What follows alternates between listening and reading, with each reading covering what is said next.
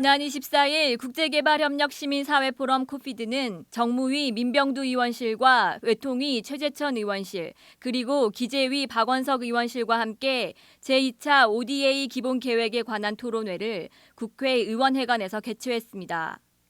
이번 토론회는 지난 5년간의 국제개발협력 선진화 방안의 성과를 평가하고 올해 발표될 제2차 국제개발협력 기본계획 수립 시 반영해야 할 점을 짚어보기 위해 기획되었습니다.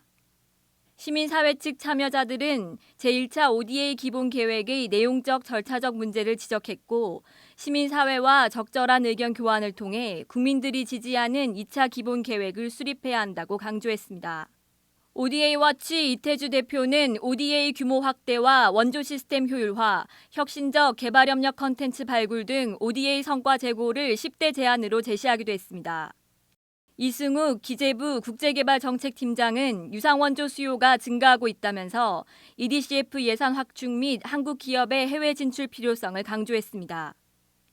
아울러 정부 측은 중점협력국 선정 과정에서 최빈국 위주의 ODA 지원 확대와 인도적 지원의 확대 필요성을 강조하면서 시민사회의 목소리보다 더 나아가 국무총리실의 전문적 통합 역량과 더불어 관련 부처 간 통합적 협력 체계를 강화할 것이라고 밝혔습니다.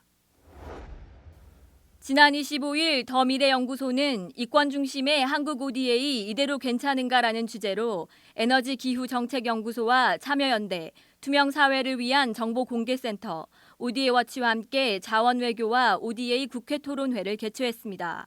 이번 토론회는 제2차 국제개발협력 기본계획을 수립하는 중요한 시기에 그동안의 ODA 추진의 문제점을 돌아보고 더 나은 기본계획을 수립하기 위한 자리였습니다. 시민사회 대표 참석자들은 ODA와 자원외교 현황과 문제점을 지적하며 이명박 정부 때 ODA는 자원외교란 명목으로 광물자원 개발 유인책 또는 보상의 한 수단으로 전락했다고 지적했습니다.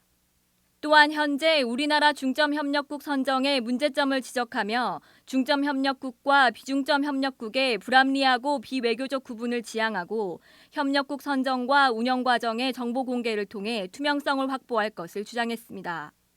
정부 측은 중점협력국 선정이 여러 관계부처 및 기관이 참여한 합동작업반에서 20여 회에 걸친 회의를 거쳐 도출한 것이며 유상원조가 대기업들의 쌈짓돈으로 전락했다는 시민사회 지적에 대해 중소 중견기업들이 참여할 수 있도록 대책을 쏟아내고 있지만 협력 대상국의 대기업 선호 때문에 어쩔 수 없다고 해명했습니다.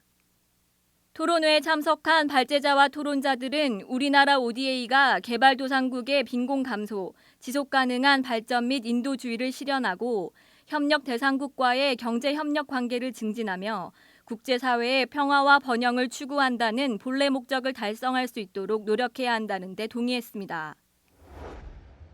지난 25일 국제개발 NGO 지구촌 나눔운동은 한국국제협력단과 함께 현장 사업평가 성과관리의 이해라는 이름으로 변화이론에 기반을 둔 평가 사례 공유와 평가 매뉴얼 활용법에 대한 결과보고회를 개최했습니다. 이번 결과보고회는 2015 개발협력 역량 강화 프로그램의 일환으로 국제개발협력에 참여하는 민간단체들의 사업 성과 관리를 위한 역량 강화를 도모하고 나아가 이들의 개발 효과성을 향상시키기 위한 목적으로 기획됐습니다. 최근 개발협력 사업에 대한 성과관리의 중요성이 증대됨에 따라 개발협력에 참여하는 민간단체들의 성과관리와 사업 효과성 제고에 대한 관심 또한 높아지고 있습니다. 지구촌 나눔운동 측은 이번 행사를 통해 최근 성과관리를 위한 방법론으로서 주목받고 있는 변화이론을 활용해 현장평가를 진행한 민간단체들의 사례를 공유하고 이번에 새로이 제작한 민간단체 개발협력사업 평가 매뉴얼에 대해 이야기하는 의미 있는 시간이 되었다고 밝혔습니다.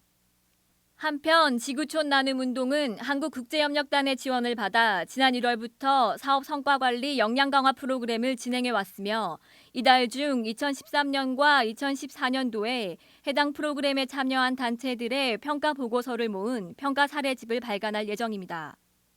또한 지구촌 나눔운동은 개발사업의 현장평가를 진행하는 민간단체 실무자들을 위한 국제개발사업 성과관리 매뉴얼을 제작 중에 있으며 해당 매뉴얼은 이날 행사에 참석한 전문가와 실무자들의 의견을 수렴해 이달 중 배포될 예정입니다.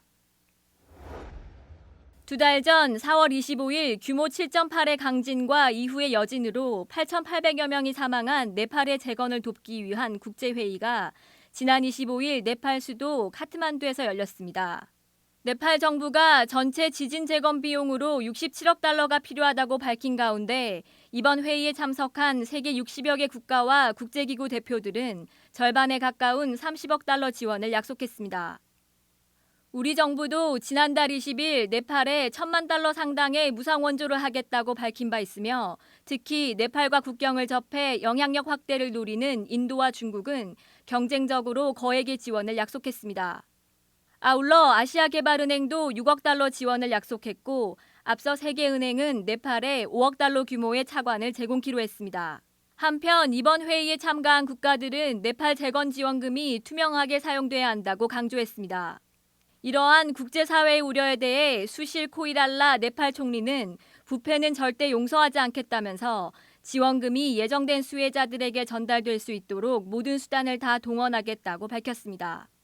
ODA 웹TV 손태정이었습니다.